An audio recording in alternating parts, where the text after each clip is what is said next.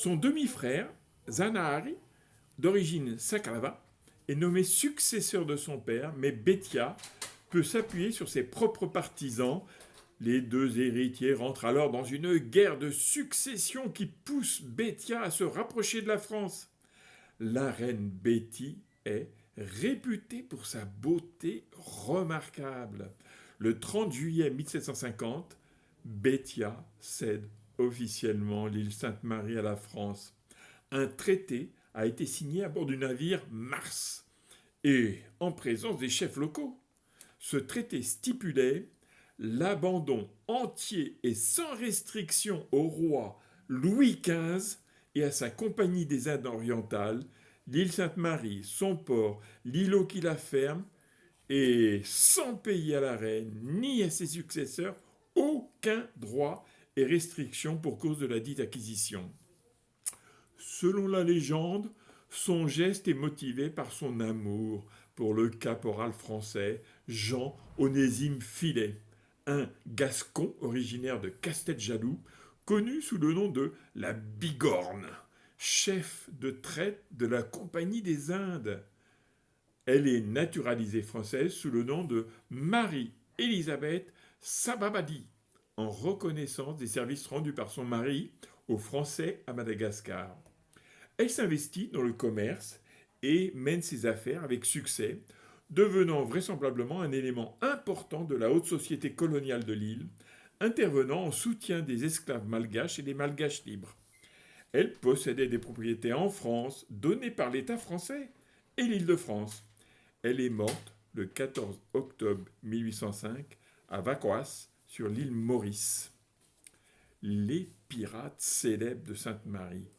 Dirk Chivers, un célèbre pirate hollandais, réussit un des plus grands exploits de la piraterie en s'emparant du Great Mohammed en 1698. Cet immense navire turc de 40 mètres transportait 600 pèlerins en route pour la Mecque avec de l'or, de l'argent, des bijoux, d'une valeur estimée aujourd'hui à environ 350 millions d'euros.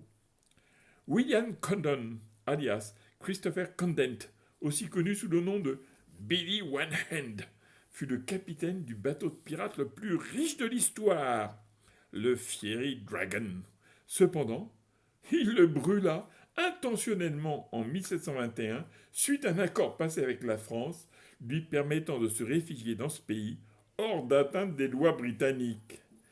Les pirates ont tellement perturbé le commerce avec les Indes que les Anglais ont fini par envoyer une escadre pour éradiquer la piraterie.